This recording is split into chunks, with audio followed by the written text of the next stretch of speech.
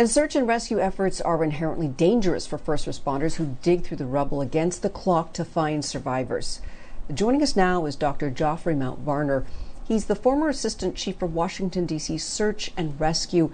It's good to have you back. Many people at the scene saying that this is actually reminding them of what it was like in 9/11. Can you tell us about the emergency response to these type of catastrophic events? Yeah, thank you. Thank you very much for having me. As a former emergency medicine director for Washington, D.C., there are a lot of moving pieces that take place, and then something this large, you have not only the local authorities, the city authorities, and what we just heard is that the Biden federal authorities, they will all converge on this area. So there will be a lot of moving parts, and we will see there will be a lot of equipment bought in because this will be a rapidly changing situation.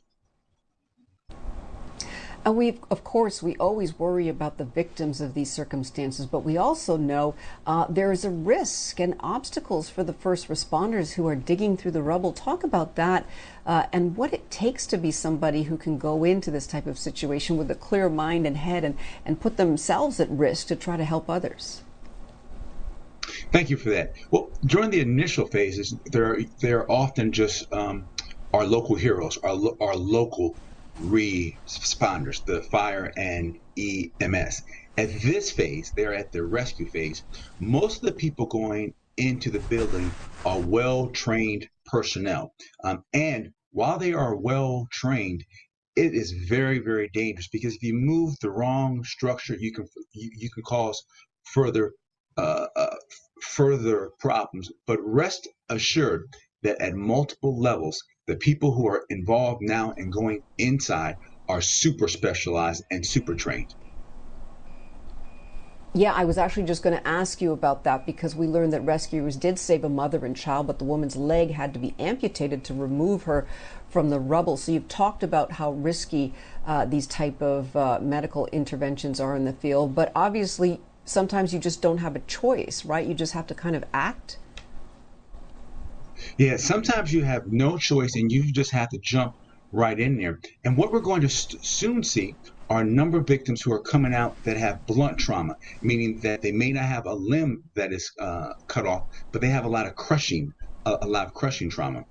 But the but But the upside is that many studies and many cases in the past, people can be found alive for several days. Obviously, it is the goal to find them now, but soon you're going to see this move at a lot slower pace because they're going to reach an area where every single piece they move is going to be critical. So therefore, they're going to have to go at a slower pace. And, you know, when we see scenes like this, it often reminds us of a movie, or we often hear about this in foreign countries, to be honest, where you hear of random building collapses. We, of course, don't know what happened in this situation, but are Americans, in terms of our first responders, are they prepared, really? Are they the best equipped to handle these type of situations? Because we don't normally, just doesn't happen every day. So you obviously wouldn't get the training and the experience to be handling this type of crisis every day. Are they equipped enough to deal with this? That is an excellent question. And so, for one that's this large, you need multi-tiered approach. But by and large, our local fire and EMS crew, they are ready to deal with the initial phase. For instance, when this building first collapsed, it was the local authorities that got those first victims out. As this thing progresses, then you will get the very specialized. But by and large, we are prepared to deal with these events, but it's uncommon to have one this large. But our providers are trained in mass casualty, and so they can serve as a band aid while we're waiting for the cavalry to show up. And the other concerns, this is South Florida. We know they have high cases of COVID there, so their hospitals already were overburdened during this, COVID-19 situation. And then, of course, it's hurricane season. There's the threat, the ongoing threat, and the weather there right now is getting very rainy, heavy winds, tropical storms, that sort of thing. How do those things affect this situation?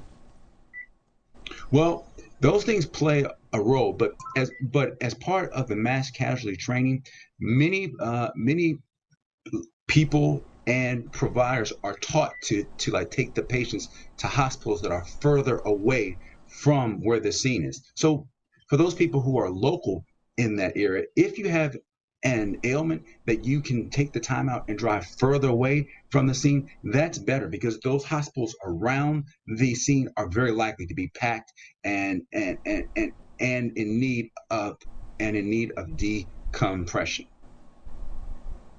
So it really does require the whole community to try and heal and come together and try to help out. Thank you so much. We appreciate you joining us today, Dr. Mount Varner. You're always welcome here Thank on you very VNC much for Live. having me.